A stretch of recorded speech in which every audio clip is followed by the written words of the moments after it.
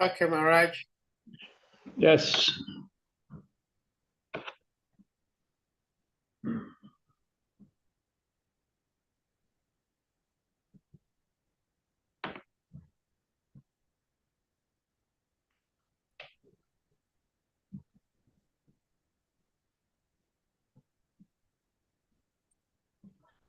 Om Namo Bhagavate Vasudevaya. Om Namo Bhagavate Vasudevaya. Om Namo Bhagavate Vasudevaya. Naryam Namakristaнаram Chavanarottamam Devim Sarvatim Vyasam Tato Jayamudirayet Nasta Prayeshu Abhadreshu Nityam Bhagavata Sevaya Bhagavati Uttamastoke Bhakti Bhavati Nastiki. Yes, reading from Shrimad Bhagavatam Bhagavad Puran, Canto 2, Chapter 7, Text 19. Yeah. Tubhyam Narada Brisham Bhagavan Vivrida Bhavena Sadhu Paritusta Uvacha Yogam Jnanam Cha Bhagavatam.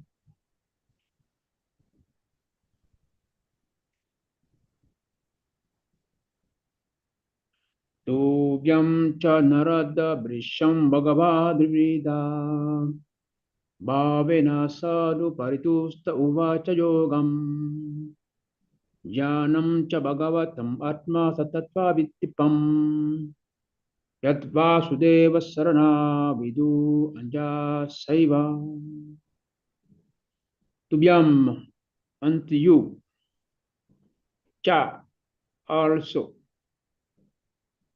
Narada, O Narada, Brisham, very nicely, Bhagavan, the personality of Godhead, Vivrida, developed, Bhavena, by transcendental love, Sadhu, your goodness, Paritushtaha, being satisfied, Vacha, describe, Yugam, service, Jnanam, knowledge, Cha, also, Bhagavatam, the science of God and his devotional service, Atma, the self, Sa Tattva, with all details, Deepam, just like the light in the darkness, Yat, that which Vasudeva Sharana, those who are soul surrendered unto Lord Vasudeva, with who know them, Anjasa, perfectly well, Eva, as it is. Translation and purport by His Grace Abhay Charavindam Shilrupa Marathi. Translation. O Narada, you were taught about the science of God and his transcendental loving service by the personality of Godhead in his incarnation of Amsavatar. He was very much pleased with you due to your intense proportion of devotional service. He also explained unto you lucidly the full science of devotional service, which is especially understandable by persons who are souls surrendered unto Lord Vasudeva, the personality of Godhead. Purport. The devotee and devotional service are two correlative terms. Unless one is inclined to be a devotee of the Lord, he cannot enter into the intricacies of devotional service. Lord Sri Krishna wanted to explain the Bhagavad Gita, which is the science of devotional service, unto Sri Arjuna, because Arjuna was not only his friend, but a great devotee as well. The whole process is that all living entity, being constitutionally part and parcel of the supreme living being, the absolute personality of Godhead, have proportionately minute independence of action also.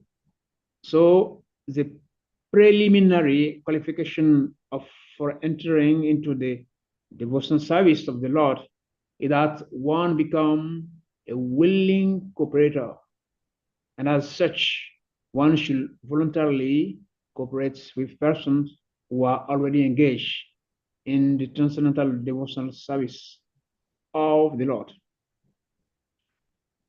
By cooperating with such person, the prospective candidates will gradually learn the technique of devotion service. And with the progress of such learning, one becomes proportionately free from the contamination of material association. Such a purificatory process will establish the prospective candidates in firm faith and gradually elevate him to the stage of transcendental tests for such devotional service. Thus, he acquires a genuine attachment for the devotional service of the Lord, and his conviction carries him on the top, onto the point of ecstasy, just prior to the stage of transcendental love. Such knowledge of devotional service may be divided into two sections, namely preliminary knowledge of the nature of devotional service and secondary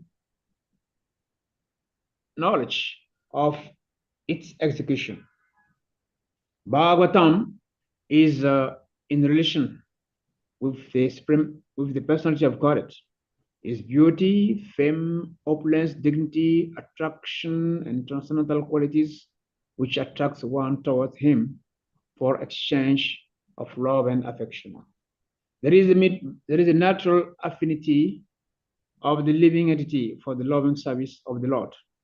This affinity becomes artificially covered by the influence of material association. And Srimad Bhagavatam helps one very genuinely remove that artificial covering. Therefore, it is particularly mentioned herein that Srimad Bhagavatam acts like the lamp of transcendental knowledge. These two sections of transcendental knowledge in devotional service become revealed to a person who is a soul surrendered unto Vasudeva. As it is said in the Bhagavad Gita 7:19, such a great soul fully surrender unto the lotus feet of Vasudeva is very, very rare.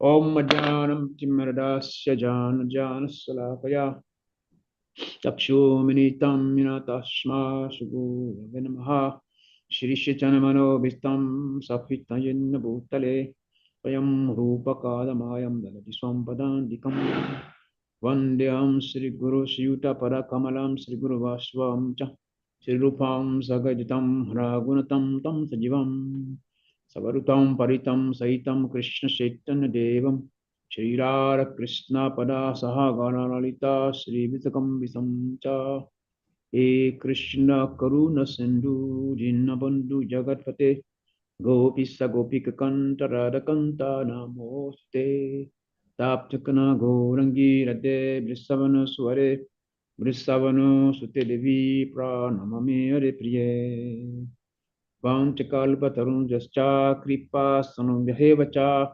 Potitanam Pavanavyo Vaisnavyo Namo Namaha Namo Vishnu Padaya Krishna Prestaya Bhutale Srimate Bhakti Vedanta Swaminiti Namine Namaste Sarvasi Devi Gauravani Pracharine Nirvise Sunyavadi Patsatare Satarine Jai Shri Krishna Chaitanya Prabhu Nityananda Sri Advaita Gadadhar Shiva Sadi Gaur Bhakta Vrinda Hare Krishna Krishna Krishna Hare Hare Hare Rama Rama Rama Hare Hare Mukam Kaloti Vachalam Pangam Lagete Girim Yat Kripatadan Vande Shri Gurum Dinataranam Shrimad Bhagavatam Canto 2, Chapter 7, Text 19.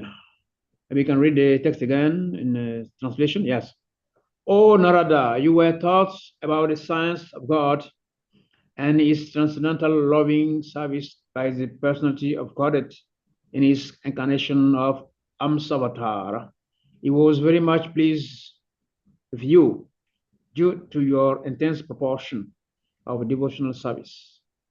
He also explained unto you lucidly the full science of devotional service, which is especially understandable by persons who are souls surrendered into Lord Vasudeva, this personality of Godhead. Hare Krishna, dear devotees, I'd like to offer my obeisances to His Divine Grace Abhay Charavindam Shri to my spiritual master Srila Bhakti Swami Maharaj, to all the Maharajas, to the Prabhu, all the Prabhujis and Matajis, and especially I would like to thank His Grace Sade Prabhu, because since the last, I think, 2 years, since COVID time, he has been very loyal to this Bhagavatam Seva. It's very wonderful. Yeah, many of us have just come when it's our time to give class. But he has been there since the last 2 or 3 years. It's really wonderful. It shows his attachment, not only to the Shima Bhagavatam, but his attachment to serve the devotees. It's a service, very glorious service. So really, thank you. You and Sade Prabhu, you are really doing wonderful. Thank you, Prabhuji. Hare Krishna. Yeah, so this verse, that's actually the title of the chapter is the cosmic manifestation, shell incarnation with specific functions. Yeah. So in the translation, it was mentioned about the Amsa avatar. Amsa is a swan. One day Krishna came in the form of swan, because there was a confusion between Brahma was confused because his sons, the 4 Kumaras, they asked him a question, and he was puzzled by the question. The question was, if you have it here, the discussion is in the Shrimad Bhagavatam, chapter Shrimad Bhagavatam, 11 canto, chapter 13. The whole chapter discussed about that. Very interesting. The 4 Kumaras, they asked Lord Brahma. They say, "Oh Lord, people's mind are naturally attracted to material sense objects. And similarly, the sense objects in the form of desire enter within the mind. Therefore, how can a person who desire liberation, who desire to cross over activities of sense gratification, destroy this mutual relationship between the sense objects and the mind? Please explain this to us." So the question was put before Lord Brahma. Then Brahma said, yes, the next verse says, the Supreme Personality of God had said, "My dear Uddhava, Brahma himself, who is born directly from the body of the Lord, and who is the creator of all living entities within the material world, being the best of demigods, seriously contemplated the question of his sons, aided by Sanaka. The intelligence of Brahma, however, was affected by his own activities of creation, and thus he could not discover the essential answer to this question. Let's say, Lord Brahma desired to attain the answer to the question was puzzled him. That question that was puzzled him, and thus he fixed his mind on me. On me, the Supreme Lord. At that time, in my form of Amsa, I became visible to Lord Brahma. Thus, seeing me, the sage placing Brahma in the lead, came forward and worshipped my lotus feet. Then they frankly asked me, "Who are you?" Yes, so that is how the thing started. They asked Lord Krishna in the form of Amsa, "Who are you?" Then interesting, this is the Lord Madhyal Udava. The sage is being eager to understand the ultimate truth of the yoga system. Thus inquired from me.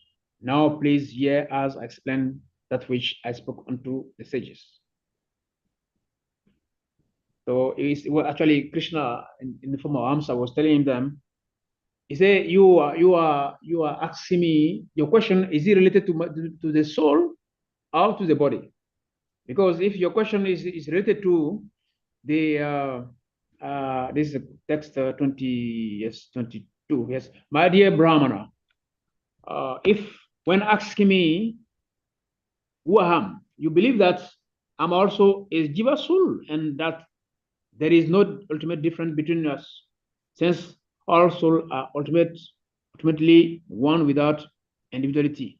Then how your question possible or appropriate?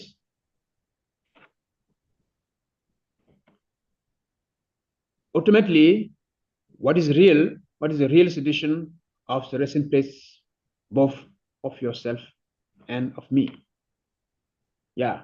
If by asking me who you are, who are you, you are referring to the material body, then I must point out that all material body are constituted of 5 elements, namely heart, water, fire, air, and ether.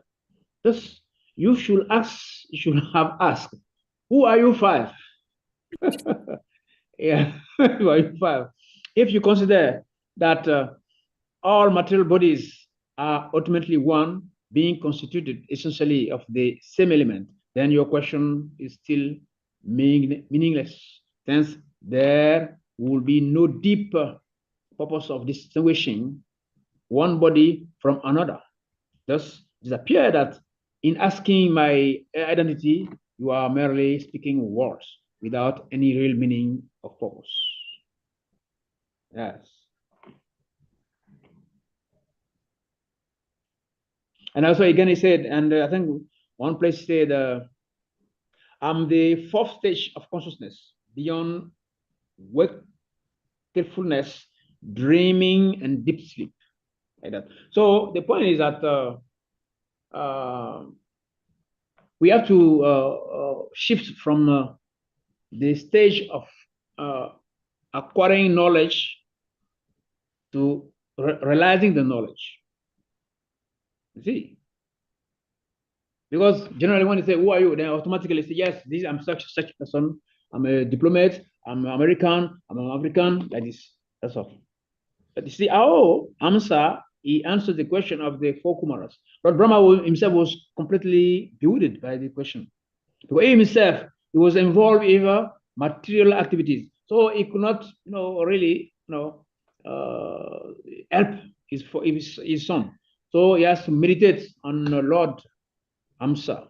So Amsavata came and he really helped the 4 Kumaras and Brahma himself to understand the real facts of the situation. It says, We are not the body. We just say it every day. We say we are not the body. It's very easy, But how many of us realize that I'm not the body? Because the description in the soul on the Bhagavad Gita, I mean, second canto, second chapter. Yeah, there it is described the qualities of the soul. Soul is immortal, immovable. The water cannot wet the soul, fire cannot burn it, the hair cannot dry it. Is immortal, yes. So if you really understand the qualities, the characteristic of the soul, which we are, sometimes you confuse that we are, even though we say that we are not the body, but we on our side, we still believe that we are the body. So even though we preach that we are not the body, but we on another side, we believe that we are the body. That's why our devotional service remain at a neophyte stage. Because we are dealing with the Supreme Lord, we spirits. We are spirit, we are Brahman also. Krishna is Param Brahma, we are Brahman. But we forget that we cannot come to the same level of Krishna. Bhagavad Gita 8:5.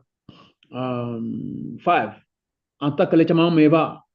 Krishna says there, at the time of putting the body, who think of me alone will attain my nature. So unless we attain, yes. Tat kalichamam eva smaram mukta kalivaram ya prayati satmat bhavam yatinasti astra samsaya. Yes, translation. And whoever at the end of his life quit his body, remembering me alone, at once attain my nature. Yes, we are the same nature with Krishna. But when we say, I'm not the body, we don't necessarily realize these facts, these points. Yeah, true, we are not the body. This is philosophy, because it's written in the book. We just repeat it like parrots. But when we are in some situation, we forgot to apply what we are preaching and what we have been learning. Yes. So that is the difference between acquired knowledge and realized knowledge. Yeah, it is very scientific. Amsa Bata asked the question. So you're supposed to ask me, who are you five? Because there are five elements on the body. If your question is addressed to my body, means you are five: water, fire, ether, air, and five. So you say, who are you five? We can sometimes we can say, who are you six? Because the mind is also the chief of the element also. Yeah. So it's very, very, very important to really realize who you are. Yes. So the beginning of the purport, Srila Prabhupada mentioned that the devotee, and devotion service are two correlative terms. Unless one is inclined to be a devotee of the Lord, he cannot enter into the intricacies of devotion service. There is a triangle.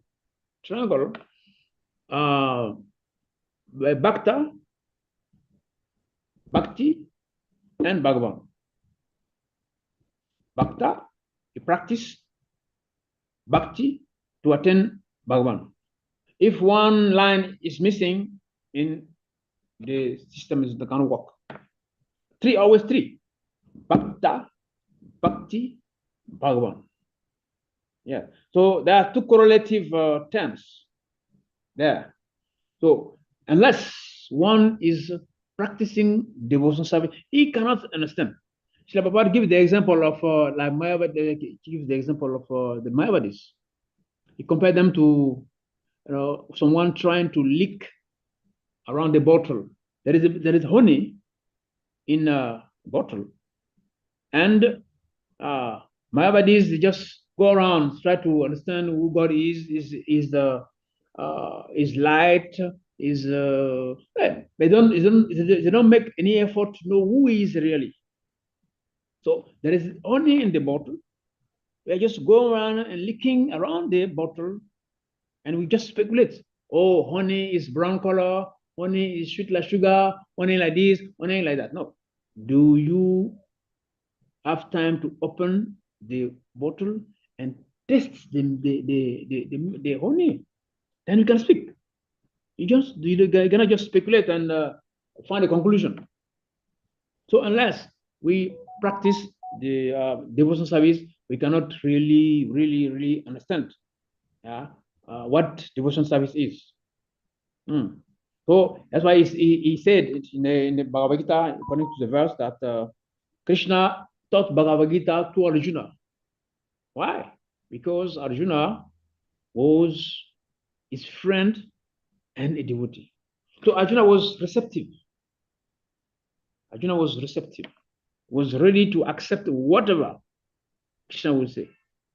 So that's the process. Because in the exchange between Krishna and the devotee, the exchange between the spiritual master and the disciple, there should be this type of mentality. That disciple should be ready to accept whatever is the spiritual master will say. And otherwise, there cannot be a teacher. There should be a teacher and a student. If the student thinks he also is a teacher, then it cannot work. Yeah, that's why at the point Arjuna has to surrender in Bhagavad Gita, chapter 2, text 7. He surrendered. I said, yes, now I'm bewildered. Yeah, I surrender unto you. Please instruct me. I don't know my left, I don't know my right. Please, I'll become your disciple. Please tell me whatever you want. Then Arjuna surrendered fully to Krishna. Then Krishna took his position as a teacher, as a guru. This is how things should be. So if you want to speculate on devotion service, or if you have some ulterior motives why we approach devotion service, then we cannot. Because devotion service means the bhakta has to practice pure bhakti to attain Bhagavan. Anyabilasita sunyam jana karmadhyanavitam. Yes, this is pure bhakti. Anyabilasitam. There is no jnana, there is no karma in that bhakti. Yeah. And again, Prabhupada mentioned that preliminary qualification for entering devotion service of the Lord is that one become a willing cooperator. And as such, one should voluntarily cooperate with persons who are already engaged in devotion service of the Lord. Yes. So we have to now to cooperate. We have been rebels for many lifetimes. We don't want to cooperate with the Supreme Lord. So when we engage in devotion service, mean we are now ready to cooperate. Yeah. So by cooperating, then we have to accept someone that who knows Krishna already. Yeah, it's mentioned there. Yeah. For qualification for entering the devotion service of the Lord, that one become a willing cooperator. And as such, one should voluntarily cooperate with persons who are already engaged. Tadvidi paniprasana pariprasana sivaya. Parisanti tijana janina tatvadakshina. If you want to know the truth, please try to approach the saintly person. By asking him a question, by surrendering to him, he will reveal the knowledge to you, because he already knows the truth. You don't follow a blind man when we ourselves we are blind. This is Sadhu Sangha, actually. Sometimes we mentioned about this one also, Sadhu Sangha, but we don't really meditate on the meaning of Sadhu Sangha. The word sadhu means someone who even is not declared as pure, but in his mind, in his consciousness, he wants to attain perfection in this lifetime. So he make all the arrangements possible for him to cut connection with all material activities. So when we approach such person, mean we are ready to cooperate, we are ready to progress in our devotional service. This is Sadhu Sangha. Because Sadhu Sangha, possibly, there are two possibilities there. Because tell me whom you associate with, I'll tell you who you are. Even in the circle of devotional service also, we have to be careful of to whom we associate. Sadhu Sangha, yeah. When we associate with someone, the purpose is to elevate our consciousness, not to come down. Yeah. So this is actually the first stage. We are all born in the Omajjanam Tivanadasa. We are all born in darkness of ignorance, that our hearts have been opened. See, so when we come across devotion service, then we have to approach those who are already practicing that devotion service. They are the sadhus. When we approach them, then they will teach us the proper manner, the manner of civilized person. It starts with the principles. Most of us, we are born. For many years, we did not know that meat eating is not good. We don't know. We are living like animals. Until we meet devotees, then they realize that, yes, eating meat is not good. You understand? So when you approach the sadhus, then they will teach us good manner. Good manners. This is good, this is not good. Do like this, do like that. Sleep early, wake up early. Take your bath like this. Then that way we try to purify ourselves. We are preparing the ground to become a devotee, to become devotees. It's not possible. That's why it said, the two correlative terms, unless one is inclined to be a devotee. So how can we be inclined to be a devotee? When we cut off all our unnecessary material attachment. Actually, the term anatta means necessary things, or unwanted things, or things against our interests. This is called ananta. So we have to cut those, things that are preventing us from,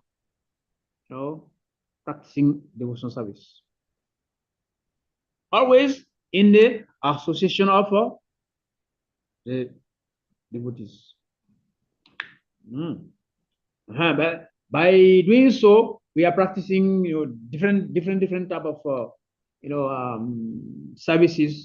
That's called Badana Kriya. For instance, we just finished the month of Kartik. Previously, we also observed the month of Purushottam. So devotees are very eager, to chant more rounds, to make some vows like this, 25 rounds, 32 rounds, 64 rounds, avoiding to eat this, eating once, one in a day, eating only fruits, especially the last 5 days. Bhishma Panchaka, yes, we try our best, to purify ourselves. But that after Kartik, then we can go back to our normal stage.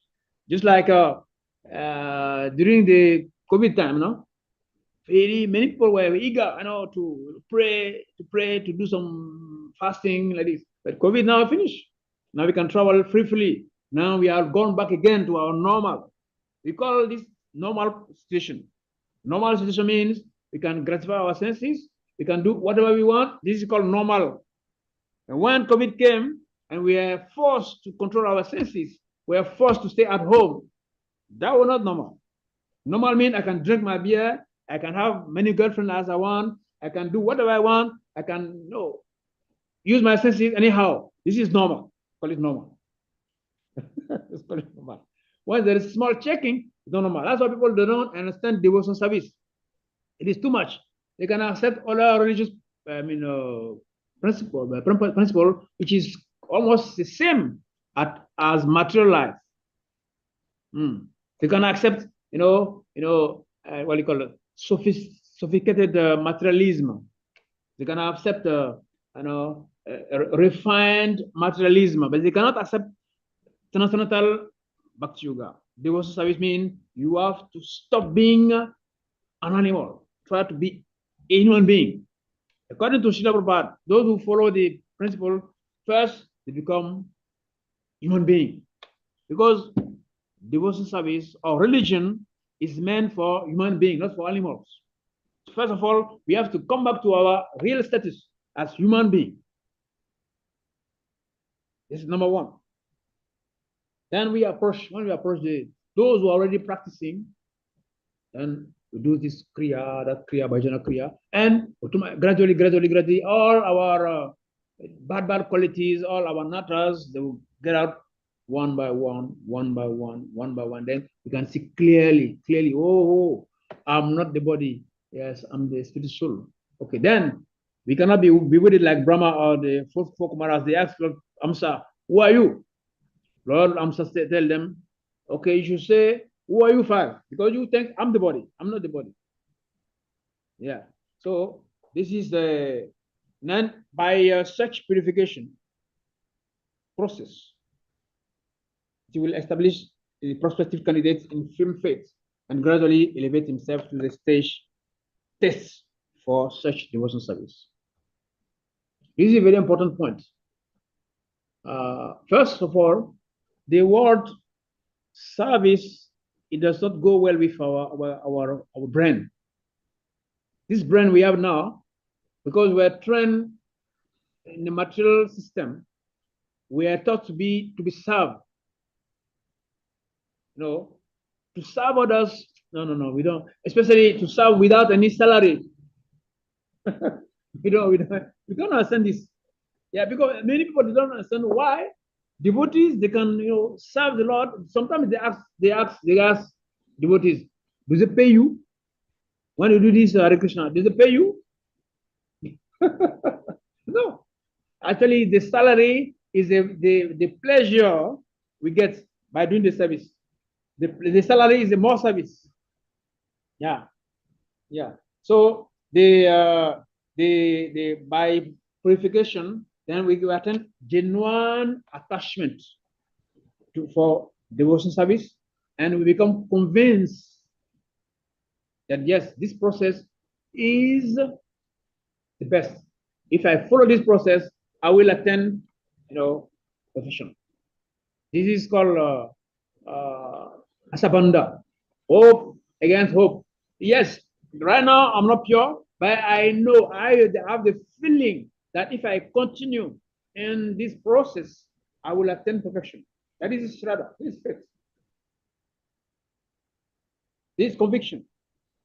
And from that conviction, then we come to the level of ecstasy. We know the yoga ladder, no? Faith is Shraddha, Sadhu Sangha, Bhajana Kriya, Anatama Nivriti, Nishtha, uh, Shakti, Ruchi, Shakti, Bhava, and Prema. Like that. Yeah. So there is a way to measure our progress. Someone must know, yes, I'm progressing or I'm not progressing.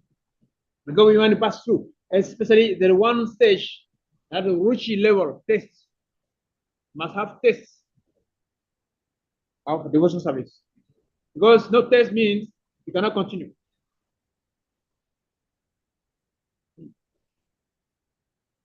Just like devotion service is not something, it's not passive, it's very active. And there is tangible, results.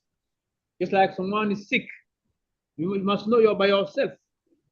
That the symptoms of your disease are diminished, are going.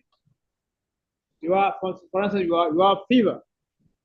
Your body is feel cold. The body is hot. No appetite. Feel like vomiting. And when you start taking some tablets, some medicine, some injection, then you feel released. That all the symptoms of the fever are disappearing one by one.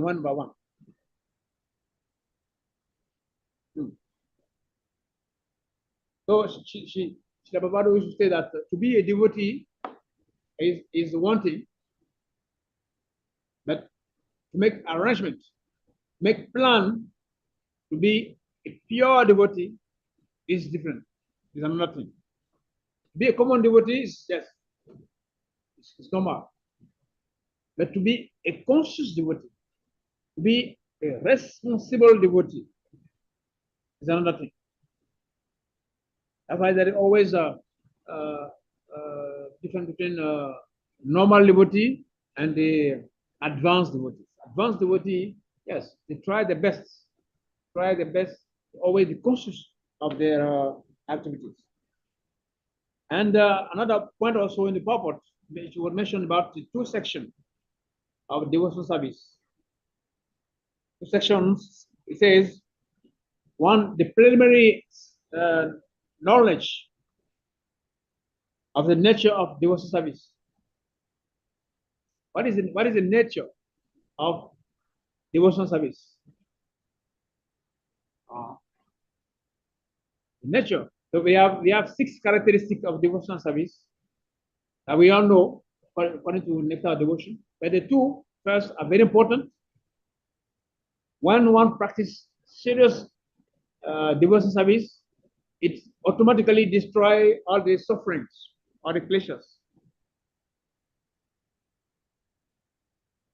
And secondly, it brings Shubhada, all auspiciousness. Everything will become auspicious around us. So devotional service, pure devotional service have 6 characteristics. So the preliminary, knowledge is to know of the knowledge about devotional service. It is purifying, it brings peace. Yes, we know all the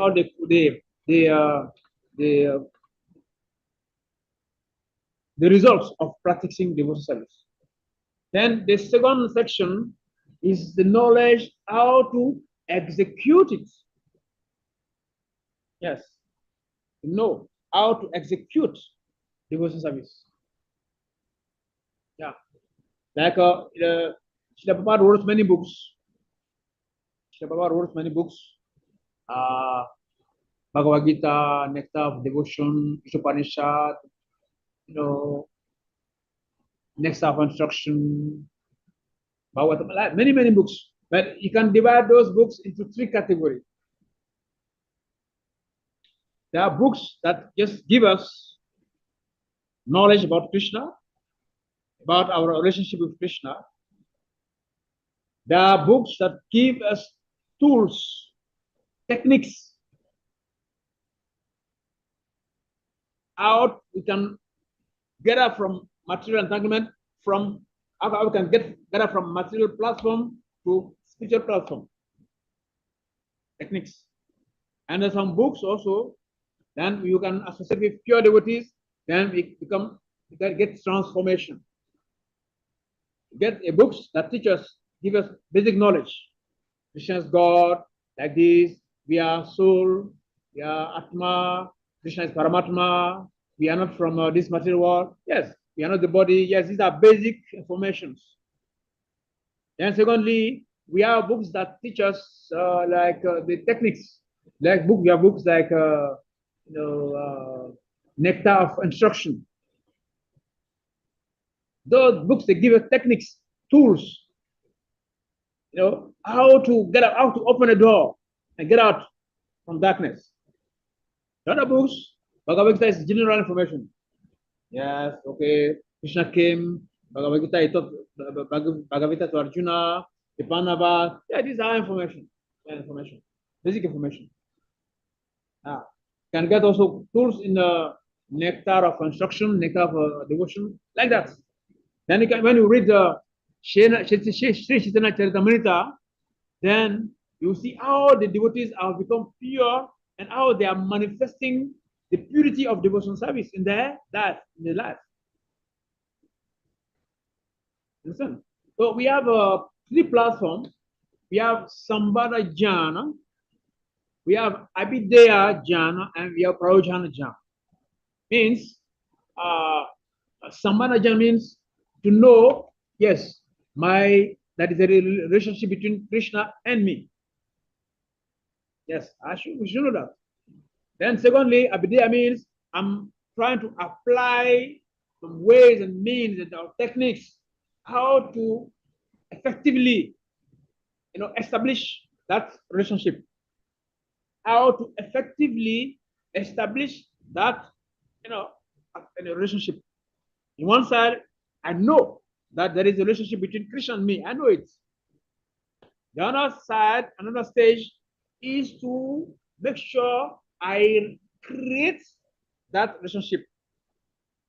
And when that relationship is created, then you come to the level of Ayojana. Then we enjoy devotional service with Krishna. Understand? So there should be, a progress. Devotional service should not be something stagnant. When we in our professional life, we in student life, we don't stay primary school for many years. From primary school, you go to seminary, then you go to university, then like that.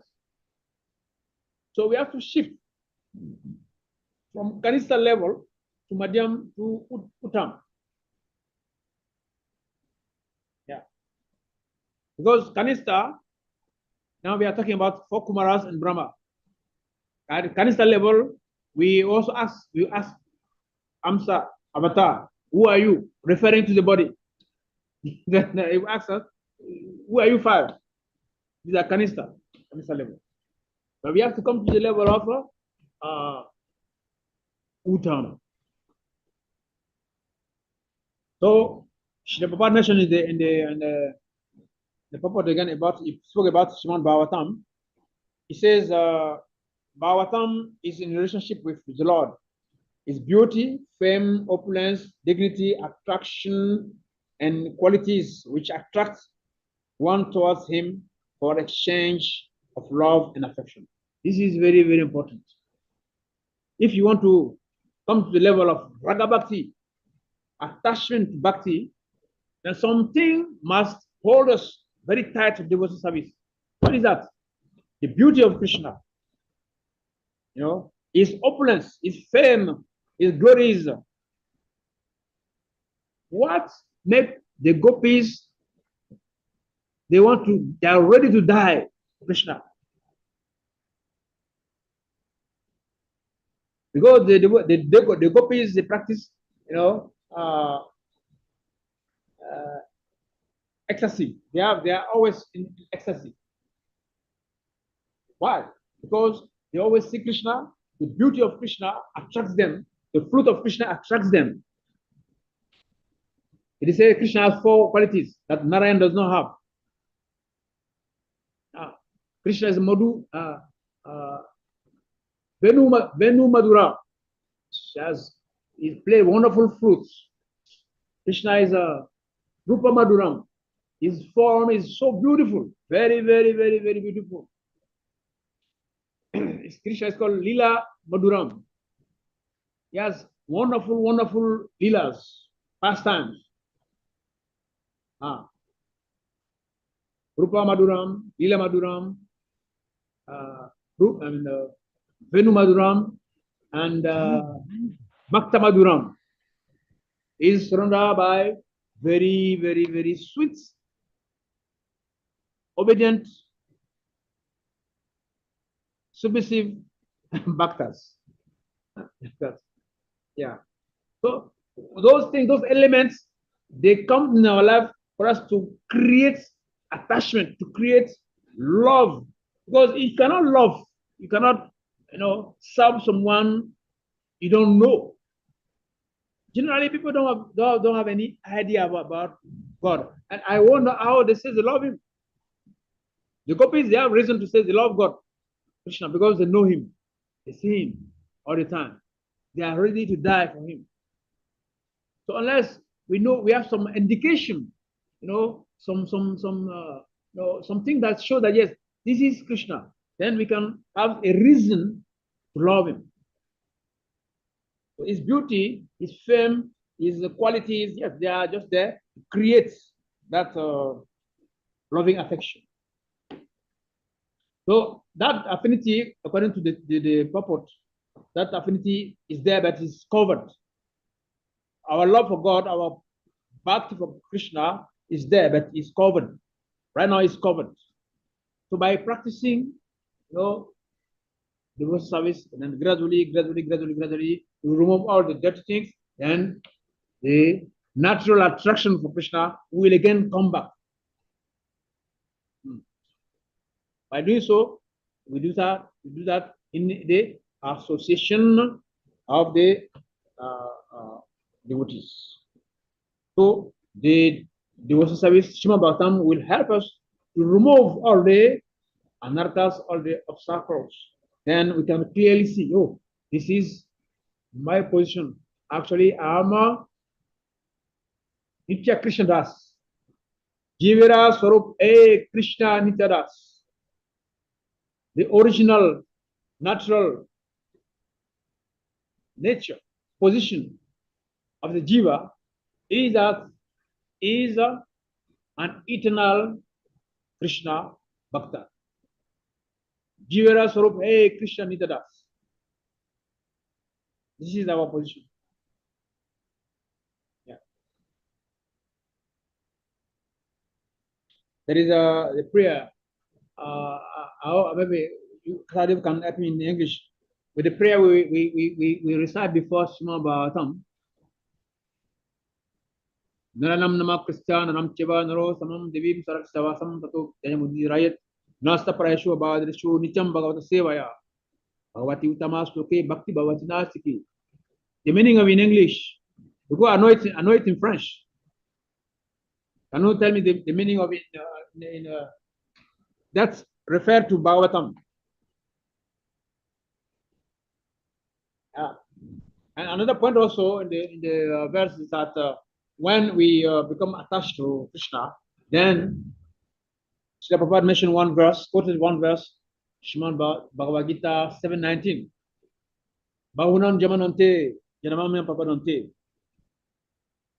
Vasudeva Savavitim Sam Atma Sudurabaha.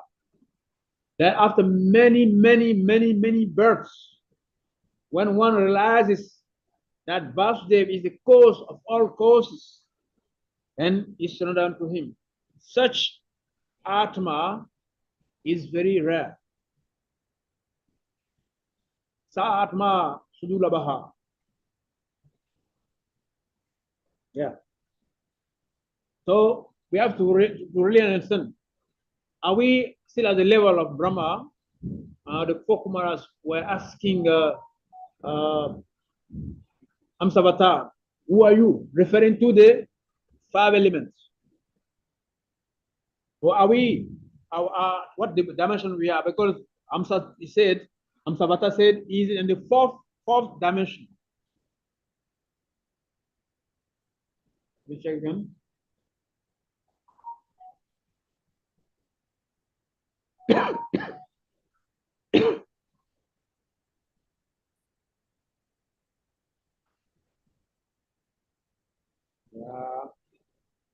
Personal achiever, bondage. Yes. The spirit soul is trapped into the bondage of material intelligence, which award him constant engagement in the usually mode of nature.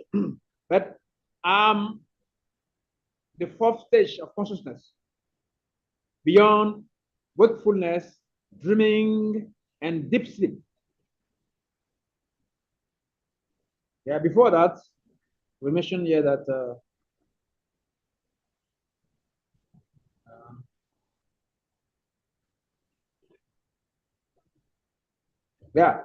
waking, sleeping, and deep sleep are the 3 functions of the intelligence and are cause of the mode of material nature. The living entity within the body is ascertained to possess characteristics different from these 3 states, and thus remain as witness to them. So Amsadutta, I say, is on the 4th dimension, is above waking, sleeping, and deep sleep. So must rise above those 3 stages: waking, sleep, and deep sleep. Yeah, we are actually we are devoted. We are at the waking stage. Actually, we are not sleeping. but not really wake up. We are not really, we are still contemplating whether we should go back again to the room and sleep. Yeah. So all these things you are saying, it is just Sambandha Jnana. You're just repeating what is there in the Bhagavad Gita. I'm not the body, this, yes. But do we realize it? Yeah. Because if you realize it, then our characteristics, our behavior will change. Our behavior will change. Yeah. Our attitude towards money, our attitude towards our God brothers, our attitude towards the guru, our attitude towards people in general would change. Now, ISKCON will become like Vaikuntha. Right now, not like Vaikuntha, because we still have some barriers. Although you know that we are not the body, but those barriers are still there. Understand? Yeah. So we are right above the 3 stages: waking, sleep, and deep sleep. At least we are not in deep sleep. We are not sleeping. We are awakened. Fine, good. Now we have to go to the 4th dimension, like Hamsa Avatar. 4th dimension mean practicing devotion service. Okay, we can say I'm awake, but our devotion service is Mishra. Devotion service are doing mixed with material motive. We are doing devotion service true, but with some other intention. Yes. We're supposed to serve Krishna, but sometimes we want Krishna to serve us. Yeah. Hare Krishna. Can we stop here? Hare Krishna. Thank you so much, Maharaj, for such wonderful delivery of Krishna Katha. Like I always say, I don't know about others, but personally, I very much enjoy your Krishna Katha, especially Srimad Bhagavatam, because you always encourage and remind us to try to become pure devotees, which is the goal. Sorry. Which is the goal. But one question I have, Maharaj, is that I remember a long time ago, I was talking to a cousin of mine back home in Ghana, and I was telling him about Gurudev's Institute for Applied Spiritual Technology. Yeah. And I will never forget it because he was making mockery of me. He was laughing at me. He says, how can you apply technique or technology in God realization? Okay. Yes, sir. Here we are, Prabhupada is telling us there is a technique.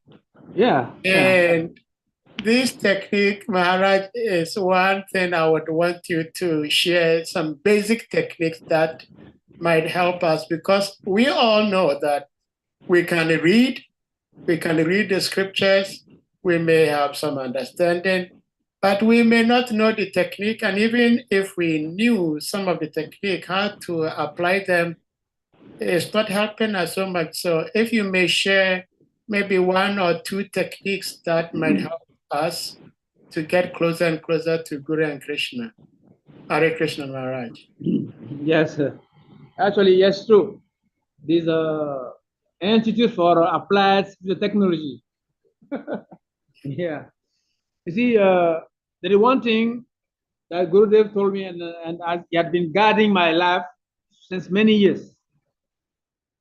One day,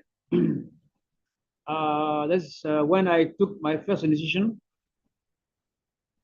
Some few months later, I was having some trouble, some difficulties.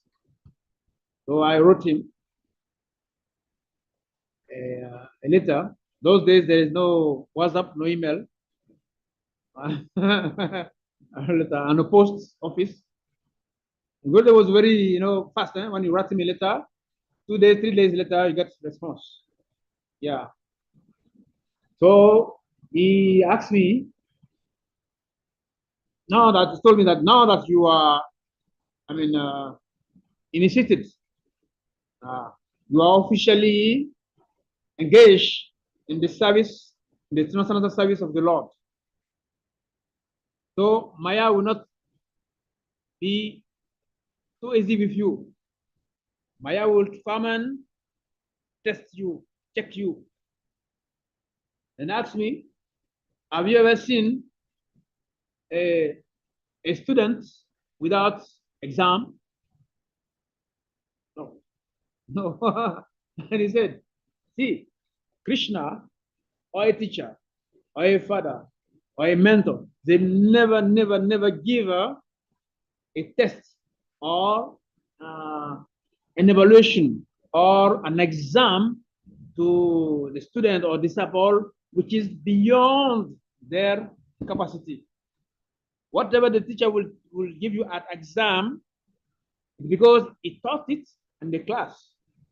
So if you are sleeping or if you miss the class, then it's not the teacher's fault, because the exam is going to give is based on what you learn at school. And he said, those students or those, disciples who always fail the tests or will fail the exam, it is because they are bad students, they are bad disciples. And he told me again, you think that when you say someone is a sannyasi, someone is a guru, someone is an advanced devotee, a senior devotee, do you think Maya does not attack them also? Yes, of course. But the problem is that when Maya is coming, the advanced devotees, they are always engaged in service. So Maya comes, but Maya stands there, seeing that they are busy with something else. Then Maya goes back, just like Haridasa Thakur, no?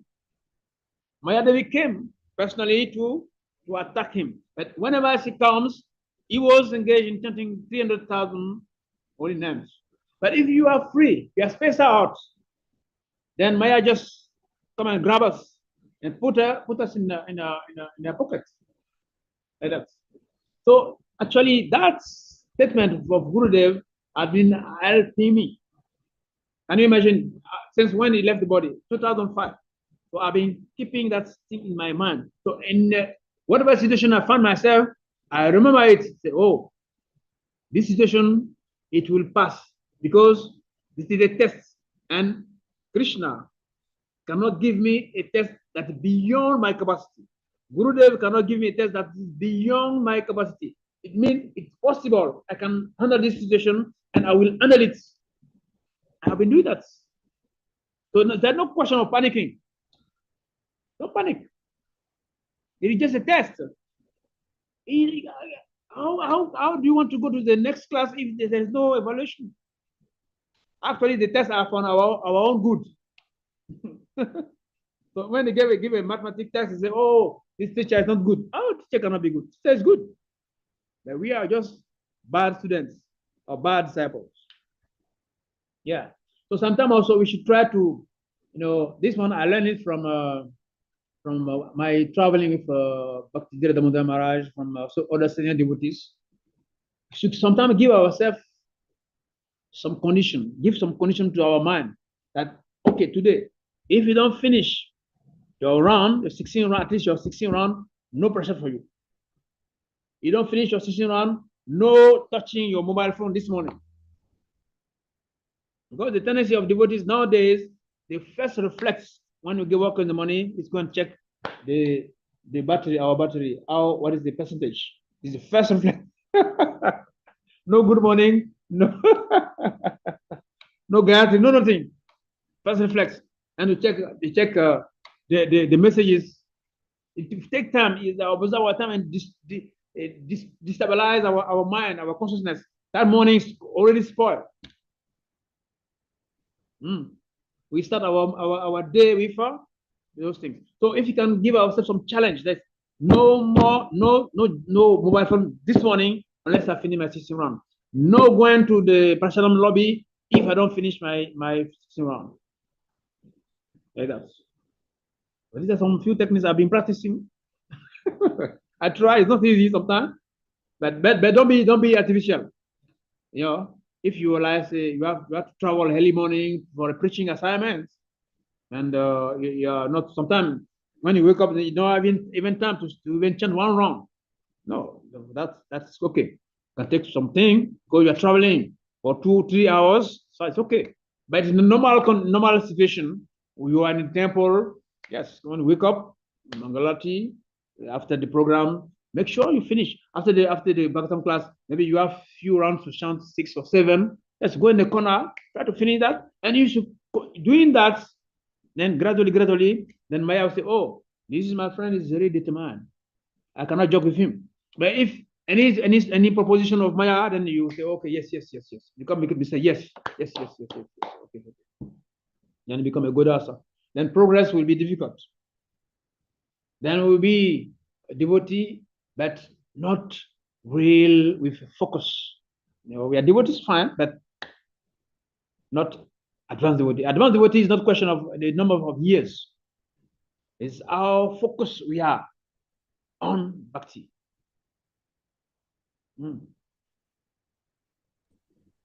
Thank you so much, Maharaj. Thank you. Thank you for sharing this important technique with us all. And we pray and hope that we can all try to apply this technique in our lives. I very well remember there was a time, but there have been a few times I was discussing some just general devotional topics with my senior godbrother Hari Chakra Prabhu. And Hari Chakra Prabhu was sharing how practical Gurudev was, that, of course, those days as devotees living in a temple, you have to wake up early in the morning to chant your rounds. But when we are traveling, Gurudev will always ask the driver not to wake as early as the rest of the devotees. Yes. So I'm saying this like you were saying, that if you're doing something very urgent and you're not going to be able to sit one place and finish your rounds, if even one round, but you still have to find time to do it. So thank you for sharing that. Thank you so much, Maharaj. Anadi Nidanam Prabhu, please, you may unmute. I would like to offer my humble obeisance to my Hare Krishna. and the Vasana. Prabhu, thank you for giving me the opportunity. So, Guru Maharaj, in the course of your lecture, you made mention that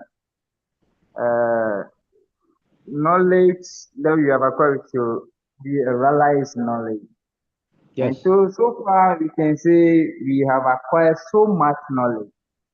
So, at what point does knowledge become a realized knowledge? Is it when it's backed by action or something else?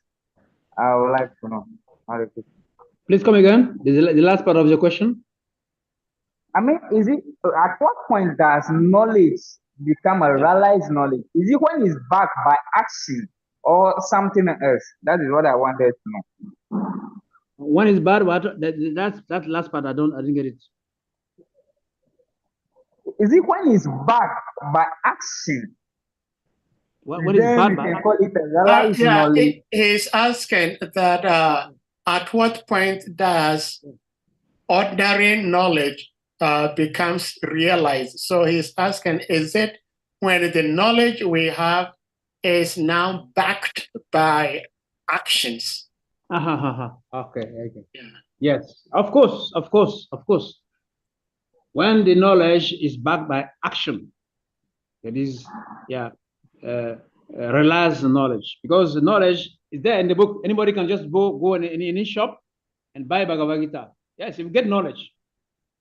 Yes, when you have that knowledge and you live in the midst of those who are already advanced, you see how they behave. You see how they apply this knowledge in their daily life. Then also, yes, we can realize what we are reading. For instance, Srila Prabhupada, he taught us many things, but even taught us also how to leave the body. He was lying on the bed, but still preaching. Our Gurudev also, in this condition, he was still preaching to us. They actually, when a pure devotee, an advanced devotee is sick, his character, his behavior, show that yes, he has realized that it's not the body. But ordinary devotee will enter in the panic zone. Sometimes even we drop our japa mala, we will stop practicing because the body was too much pain, too much fear that our faiths will also disappear. Why I'm a devotee and why this thing is happening to me? Krishna does not see me? Huh? Why my guru is not helping me? Why the God brothers are not helping me? This is no fun. We think like that. But an advanced devotee, you apply this knowledge. You apply the technique. You apply what you read. You put into practice. Jnana, then vijnana. Yes, back with action. Practical action. Why we do Bhakti Sastri? Why we do Bhakti Vaibhav? Because we want to put all these things into practice. What we read, we must put them into practice. For instance, in the Nectar of Instruction, this mentioned the 6 loving exchange: giving prasad, receiving prasad, revealing our minds. All right, the giving prasad and accepting prasad. You can say giving gifts, any type, not only prasad. We can develop the habit of giving gifts to your fellow devotees or friends. Because if you develop that tendency to share, to give, then you don't need to go and sit on a devotional care seminar to apply them. Because it's already mentioned there in the Nectar instruction that the devotee should give prasad and accept prasad. So if you develop that tendency of giving, you understand, then you are expressing love that way.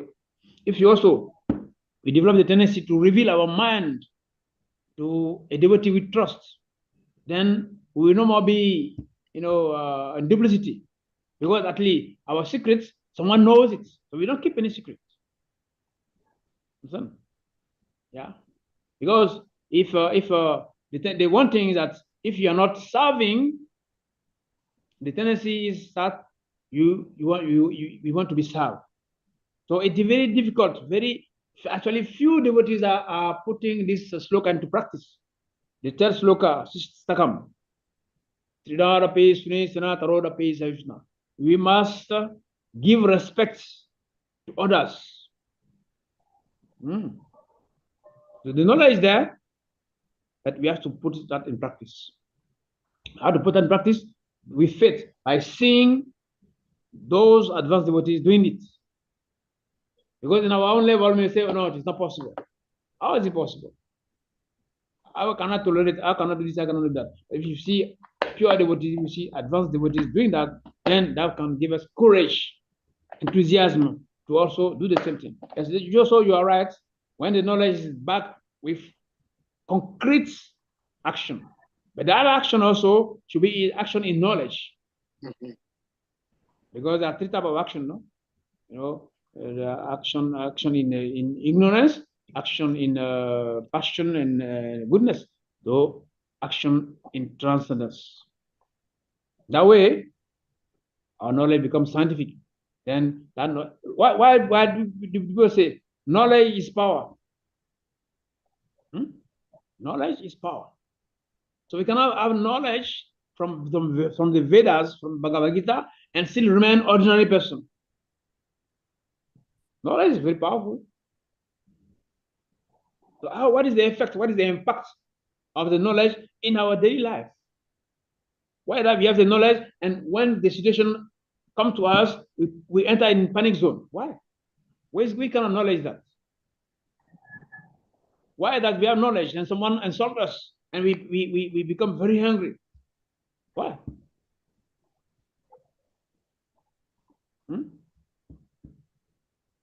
Okay, thank you, Guru Maharaj. So, Guru Maharaj, so what can we say that we have acres of land lying down there and we are hungry? Can we say our knowledge is not realized yet? We are still at the knowledge stage. Yeah, if someone insults us and we feel angry, meaning we are still at the body platform, because after all, we are not the body. So how can that's why we just learned from Amsa Avatar. You know, the four Kumaras asked him, "Who are you?" Then asked them, he told them, "You are referring to who? Actually, you should say, who are you, five?" Yeah. So you say you are not the body, and insult your body, your head like coconut, and you go and take a cutlass and want to choke me. Are you the body in the first place? You are not the body. So why become angry? If you become angry, means there is something wrong. Knowledge is very low. You know. Yeah. Guru Maharaj, what I mean is, maybe you didn't get my question very well. Okay. I mean, so what can we say that we have acres of land here in West Africa sub-regions? And yet, as a devotee, with this knowledge in Srimad Bhagavatam, Prabhupada emphasized on it.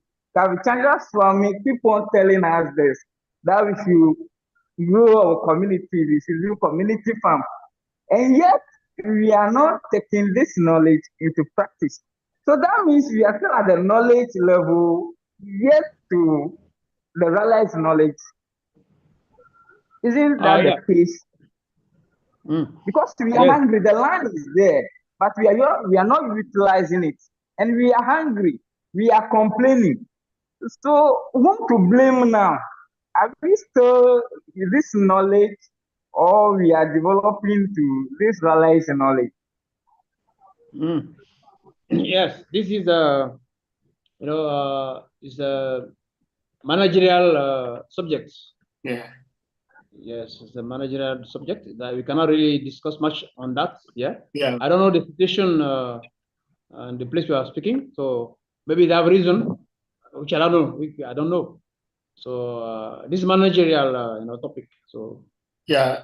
Thanks so much, Maharaj, for the answer. And I didn't know your question is very important, but I do not think it is very convenient to answer that question, since it is a direct question and those involved are not in the Sangha. So it will be difficult for anybody to give a concrete answer. But thank you for your concern and your question. Thank you, Anadini. There was this question Anadini asked earlier on, Maharaj, you answered about what will make our Jnana become Vijnana. And you affirmed that there must be action. So I've forgotten the devotee, but one devotee was saying that devotional service is like catering. You know how somebody will go to school to learn how to cook? You cannot go to school learning catering and not go to the kitchen to practically prepare what you are learning. So devotional service is like that.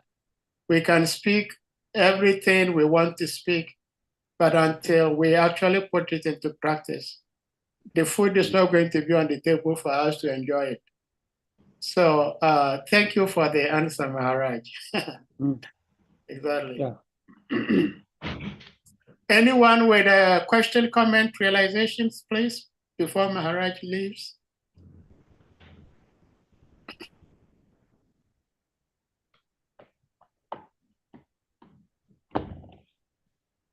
Maharaj, yesterday, His Holiness Kavichandra Swami Maharaj gave class, and one new Bhaktin asked a very important question that she's been reading the Srimad Bhagavatam, but she doesn't understand it. How can she understand it? And Maharaj gave a very beautiful answer. And His Grace Shimavaraha Prabhu also gave a contribution that maybe if this person attends daily Srimad Bhagavatam classes, either online or in person, that might also help. And the reason I brought this up is because sometimes as devotees, we will be practicing, and we feel that we are not realizing anything. But the mere fact that we are always trying to hear is in itself glorious. Just like Maharaj, you were saying, the reward for performing devotional service is more devotional service. The reward for chanting is more chanting. So the reward for hearing Srimad Bhagavatam or any of our literatures is actually having the desire to hear more. And from such hearing, by Guru Krishna's grace, then the action part may also come.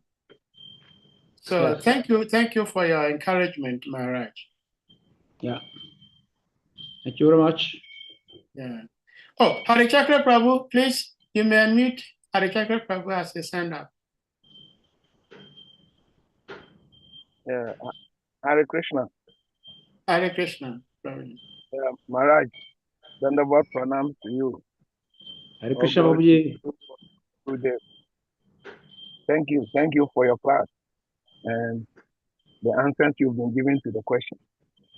And I just wanted to say something to the answer you gave to Anandini Damana's question about what Guru Maharaj himself has been saying. I feel like I did rip you off.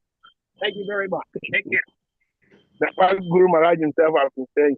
Guru Maharaj says, you are like when you are a wife and you live with your husband. And you wake up in the morning and you tell your husband, oh, I love you so much. My love is overflowing. The love has overtaken me so much that I cannot sweep the room. The love is so much that I cannot cook. So you understand, as my husband, that I love you so much. The love has overshadowed me. The love is so much that I can't do anything. The only thing I can do is to just lie in bed and be thinking of you. Good day will say that. And personalism. Yeah, good day will say that. Oh, okay. So you understand that type of love? that type of love, the love that overshadows you that you cannot act on it. You have to just lie down and be thinking about it. So similarly, like you the answer you gave, that we cannot read a book and claim that we have knowledge when we are not even making any effort to like try to practice what we have read. Then we'll be exactly like that woman who has been overshadowed by love so much that she cannot even cook. That's it. Thank you very much. Very well. Very good. Thank you. Thank you so much. Anyone else before Maharaj leaves? Well, Maharaj, do you have any concluding remark before we go? No, it's okay. It's okay. I am happy that this platform has been there for a while and still continue nicely. We have been hearing many wonderful preachers, gurus, sannyasis, speakers. Really good, very good, probably. Very good. I really encourage you. Congratulations. Please keep it up. Yes. Thank you so much, Maharaj, for your blessings. We need it. We need that blessing so much, and yes. we thank you for giving us your blessings. So on this note, dear devotees, we're humbly going to request you all to kindly unmute, and we all chant Hare Krishna Mahamantra to express our appreciation to Maharaj's presence and his love and education. Jai. Hare Krishna, Hare Krishna, Krishna Krishna, Hare Hare. Hare Rama, Hare Rama, Rama Rama, Hare Hare. Pancha kalpa tarubhyascha kripa sindhubhya eva cha patitanam pavanebhyo vaishnavebhyo. All glories to His Holiness Bhakti Carudesna Swami Maharaj ki. Jai. All the Sambal Vaishnava ki.